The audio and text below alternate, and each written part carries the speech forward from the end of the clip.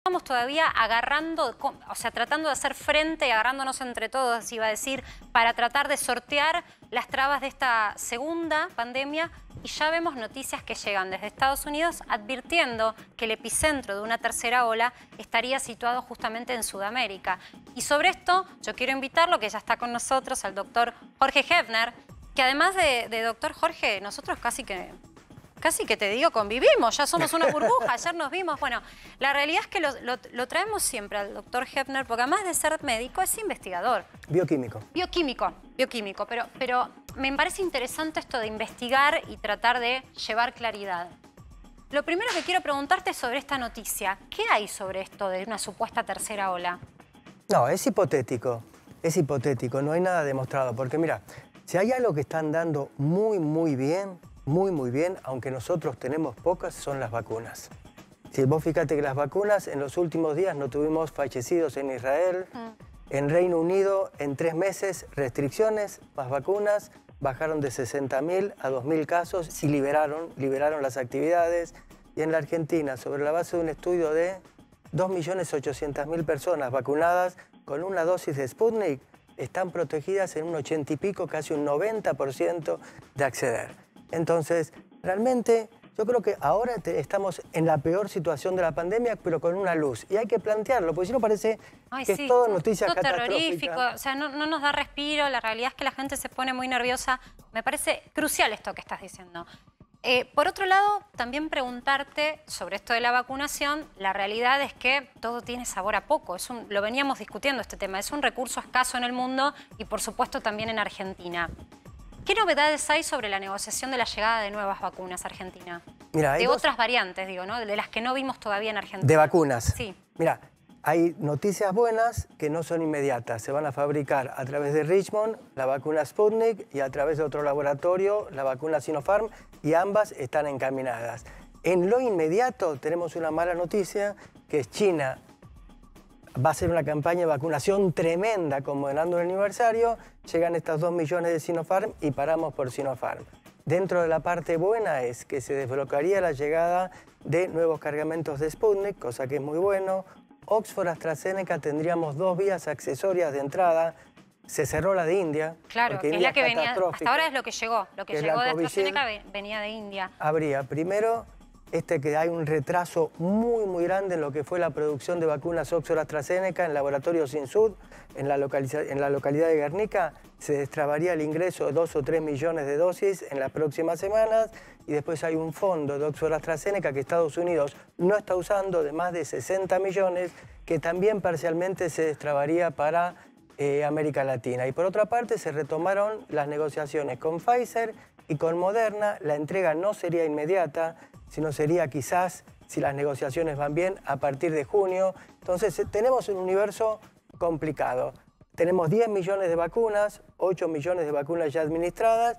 Yo creo que en las próximas semanas se va a ir destrabando la entrega para cubrir lo que nos falta en lo inmediato. Nos falta muchísimo. Las personas mayores de 60 años y los menores de 60 años que arrastran comorbilidades. Jorge, quisiera compartir con vos un material que estuvo trabajando Mariano Yese desde temprano, que me parece interesante, que es el GPS de la vacunación. Yo lo propuse de esa manera, que es para que vos también, si estás en tu casa, sepas, ahora me toca ubicarme en el listado de espera o no. Contanos un poco cómo está eso. A mí me gustaría poner en escena, en esta vuelta de tuerca que tenemos a la noche en el programa, en Dicho Esto, es si no hay que replantearse bajar la edad de vacunación o cambiar el orden de prelación en virtud de cómo ha bajado el promedio de muerte en la República Argentina. Ahora me lo contesta.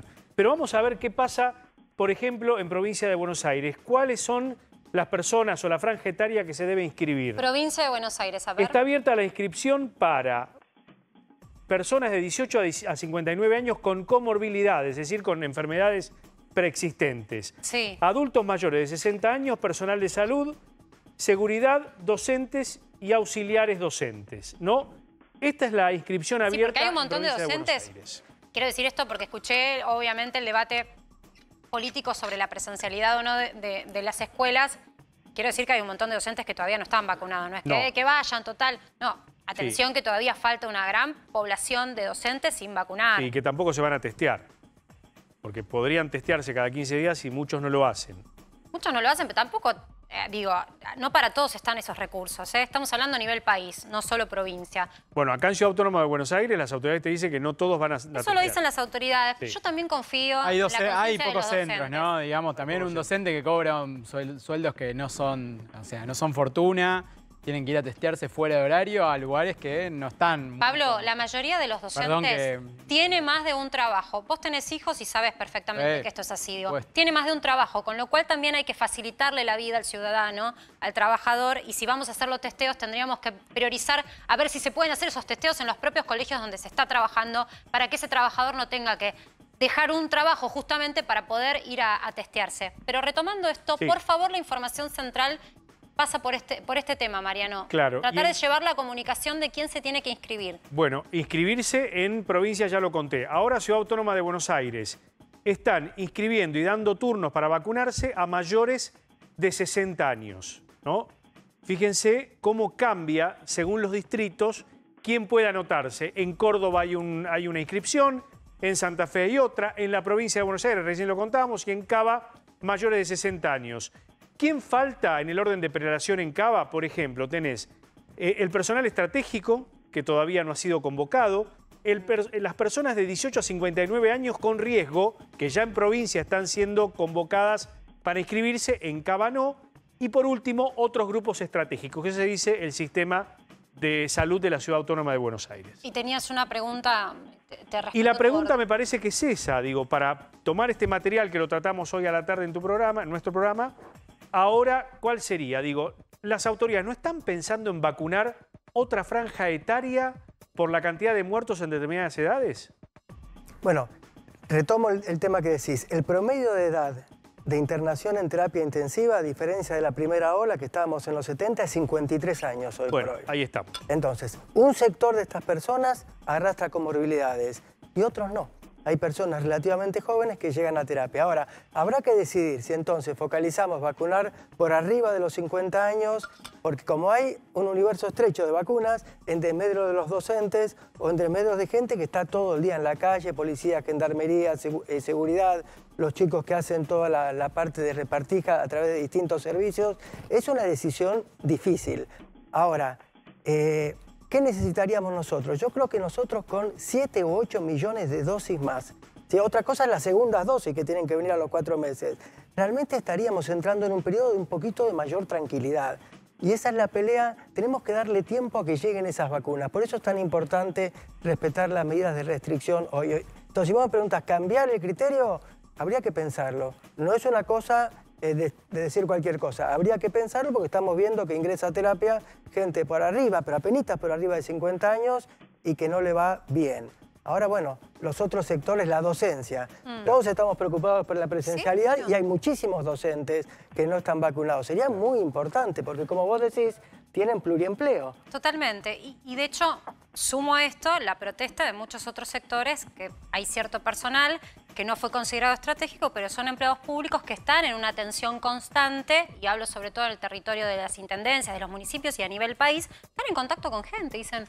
levantan la mano y dicen, ¿por qué yo no? Y hay que atender esa situación, sobre todo porque todos quieren priorizar su trabajo y yo confío en que la gente quiere ir a trabajar. Nadie quiere quedarse encerrado, pero para eso hay que vacunarse.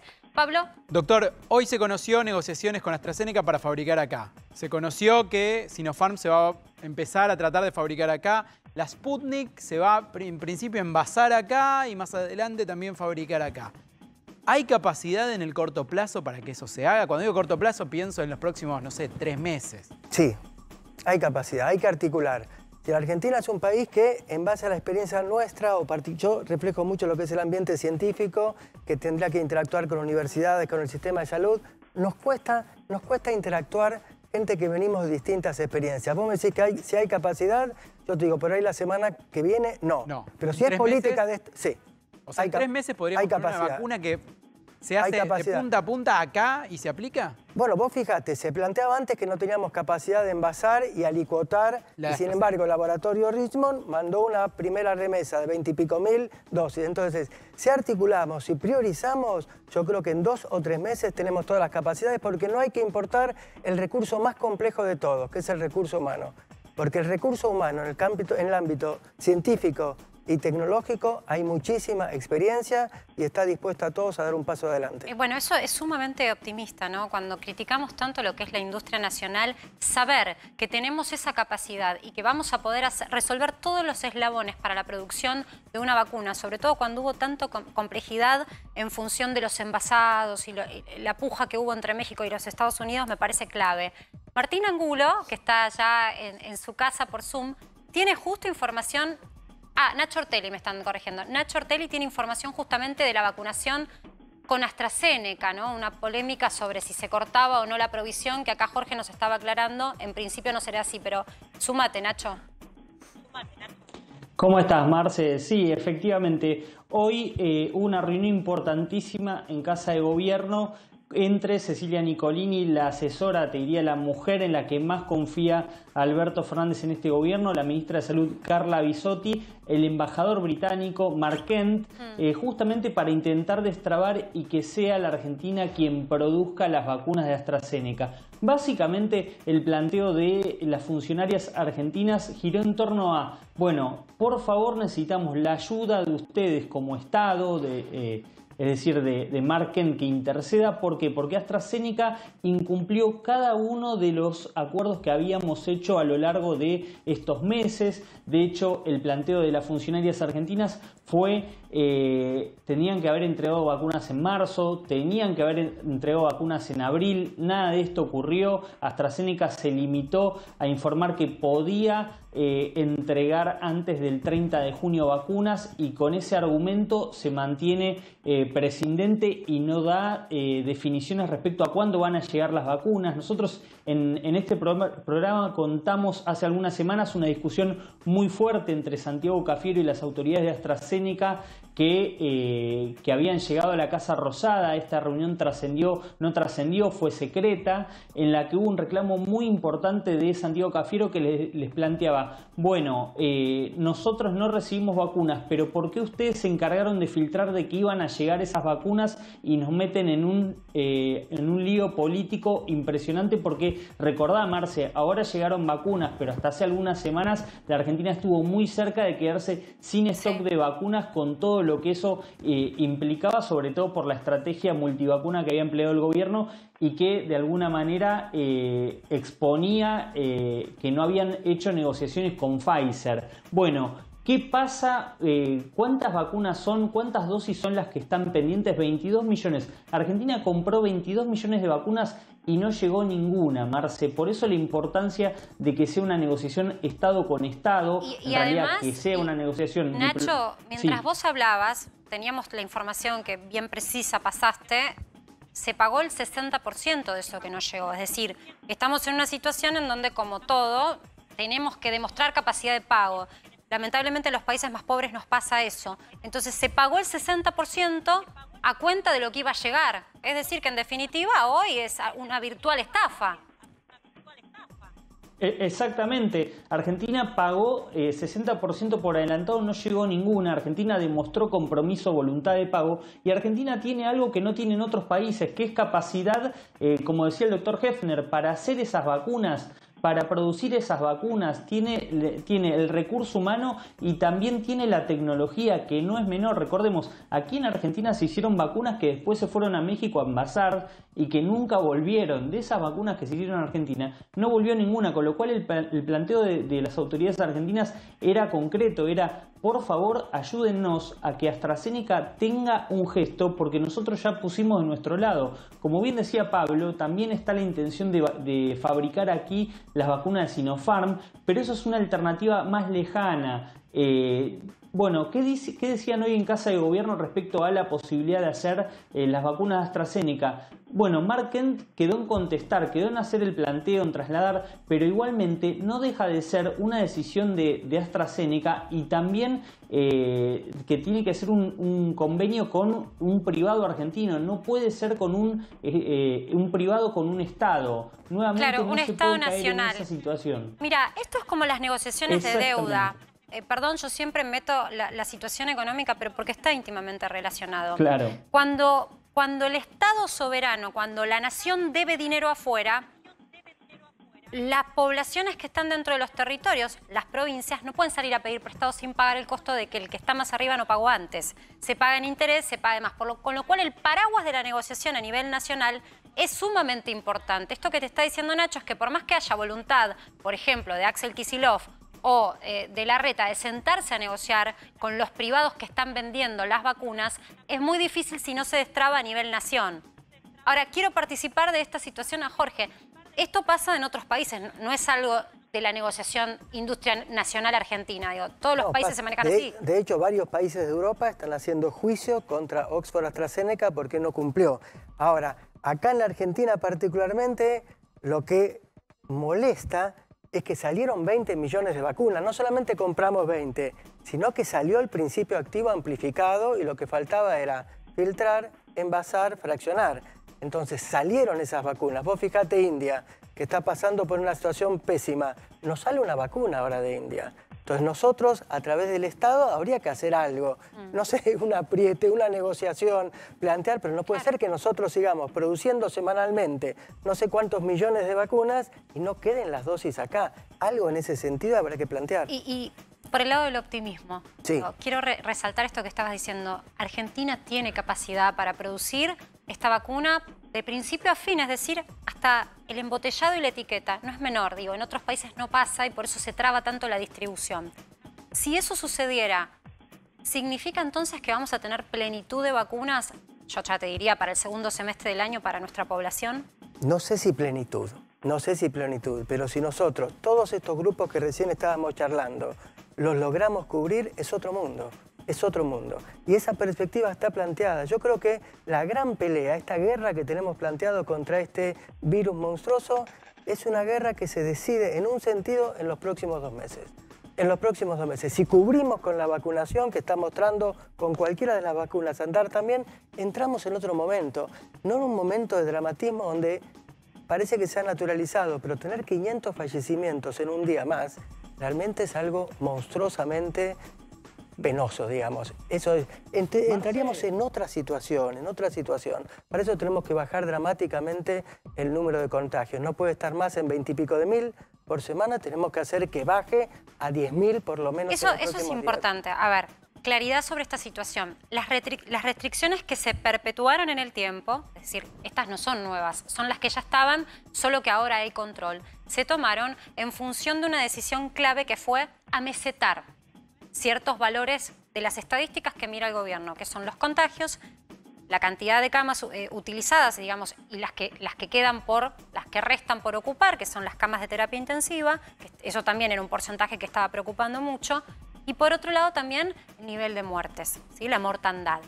Cuando vos mirás el mapa, ¿cuánto más uno tiene que imaginar un país con restricciones para llegar a esos valores que vos estás proponiendo, ¿no? De acuerdo a la magnitud de las restricciones. Es decir, si vos me preguntás mi opinión, yo creo que las restricciones son correctas, nos quedamos cortos, un poco. Vos recién hacías al doctor que es director de Fernández una pregunta por Semana Santa. Sí. Bueno, de hecho, se desalentó, pero no alcanzó. Entonces, en una visión retrospectiva, tendríamos que haber hecho algo más duro. La frontera con Brasil se cerró. Quizás se tendría que haber cerrado un mes antes la frontera. Bueno, aprendamos de esto. Entonces, en este momento se imponen medidas drásticas para no padecer más y para poder retomar después tranquilamente la presencialidad o con mucho más tranquilidad. Entonces yo realmente creo que tenemos que avanzar sobre medidas sin temores en un periodo acotado, 10 días, 15 días, cumplirlas a rajatablas. Y en relación al 25 de mayo no hay turismo interno. Esto es importante, ¿no? Porque no tiene que haber turismo mucha gente dice, interno. pero yo tengo un viaje pendiente, ya pagué mi pasaje, quiero ir a descansar, el estrés, etcétera, etcétera. Por supuesto que uno atiende todos los frentes y además hay que decirlo, Jorge. Digo, la industria de turismo da empleo formal en Argentina en donde eso no abunda. Pero más allá de esa situación puntual de este sector que hay que atender, uno se pregunta en qué condiciones llega ese feriado. Y si alguien quiere de alguna manera usar estos días para ver a su familia o esparcimiento, ¿cómo debe ser ese encuentro? Quizás es redundante, pero me parece que es importante recordar cómo tiene que ser ese control. ¿Sabes por qué te propongo esto, que lo hagamos juntos? Porque veíamos el otro día en un móvil que estaban trabajando nuestros compañeros, por ejemplo, las mesas dispuestas en un bar. Claro, muchos dijeron, bueno, no se puede reunión social. Nos juntamos, somos 15, nos juntamos en un restaurante de día. ¿Y la persona que es dueño de ese restaurante se queda en una situación que no sabe si dejarte o no entrar. Mesa de 15, ¿puedo o no puedo? Estoy habilitado, tengo que trabajar, lo hago. El intendente que ve esa situación dice, bueno, no están haciendo nada que esté fuera de la norma, miran las normas. Bueno, vamos a lo que es la conciencia ciudadana. ¿Cómo tenemos que comportarnos en nuestros espacios de esparcimiento? Primero tendrá que haber un mensaje unívoco de toda la comunidad política.